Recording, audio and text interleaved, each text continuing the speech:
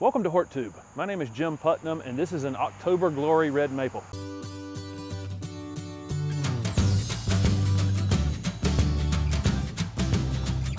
This is the beautiful red fall foliaged October Glory red maple.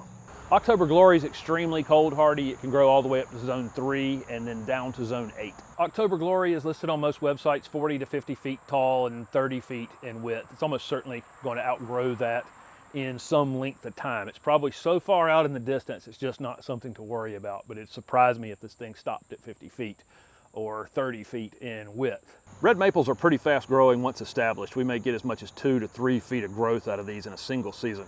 In order to keep its best shape, a red maple would definitely like to be in the full sun. They would take some light shade, but they can end up stretching out and have a much thinner canopy in any deep shade. Because of the size and the rate of growth of October Glory, this is really going to be primarily used as a shade tree. I don't think this is a great choice if you have a very small lot.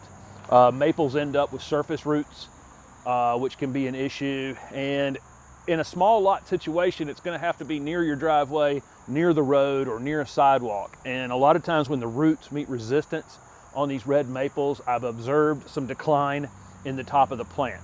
So they're kind of healthy and happy until that root system and the size of the plant kind of outgrows a tiny little front yard space. And so not a great choice in that situation. I think you'd want to have some space for this plant.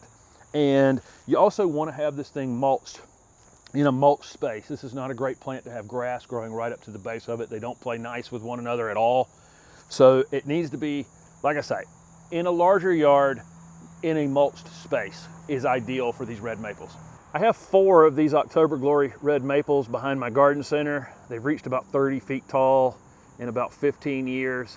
They're absolutely stunningly beautiful, never really been pruned or anything like that. This one's been under a little drought stress, so it's showing a little bit of the fall color right here. You can see where they're starting to turn red right here. And all across the back of this place is just bright, bright red in the middle of October for me, and it's really, really quite stunningly beautiful. I want to show you one other thing on these. This is an asphalt drive here, but it's pretty far away from the trunk of this red maple. This is gravel and riprap behind here for some erosion control. This thing, you know, it's a gravel mulch is what it is, but it's keeping the roots cool on this plant. Frequently you'll see these red maples planted in a front yard, grass right up to the base of them, or some kind of mulch column buried up on them, and those roots stay way too hot in that turf. And every single time you mow the turf off, you know, which is once a week, you allow the sun to hit that soil again, heat the soil up, and it can actually cause damage to those roots. So having a large mulch space like this, and in this case it's just something as simple as gravel, has really, really helped this tree.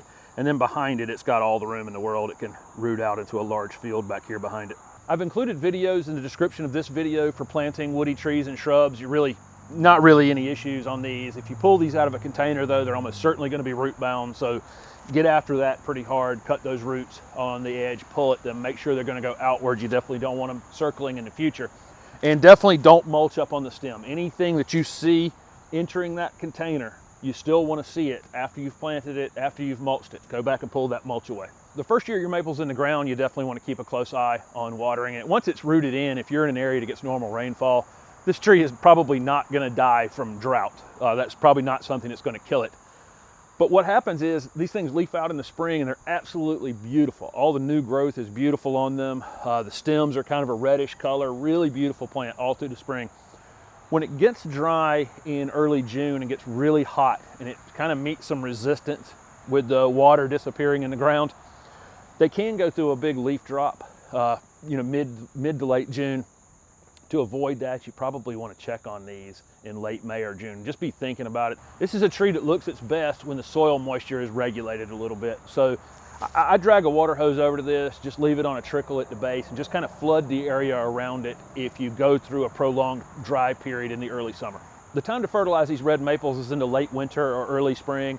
Any slow release fertilizer for trees or shrubs for outdoor use would be fantastic. Just throw it right around the entire drip line of the tree, and it needs to be something that will run out in 3 to 4 months. We want to get these going through their cycle of leafing out in the spring and growing in the early summer, and then kind of on the downswing into the fall to go dormant and get that beautiful fall color. Not a lot of pruning you can do on these red maples once they get very, very large. You will have to take some limbs off from the bottom. And when I plant a tree, if I already know that a limb has got to come off one day, I typically will go ahead and take it off. I don't see any reason in putting energy into growing this limb out when I know it's going to be in my face and it's definitely going to come off. I'd probably, on this tree, take off these bottom 4. So these 2 will eventually come off.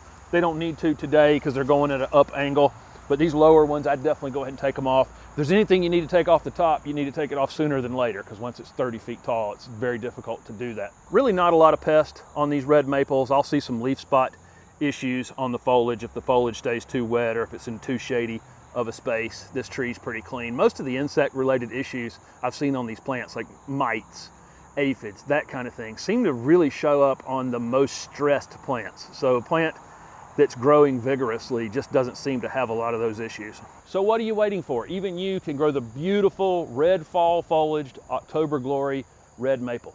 Thank you for watching my video, and if it was helpful, please hit the like button and subscribe to my channel for future videos. Also comment below with any questions you have about shade trees. Thanks again.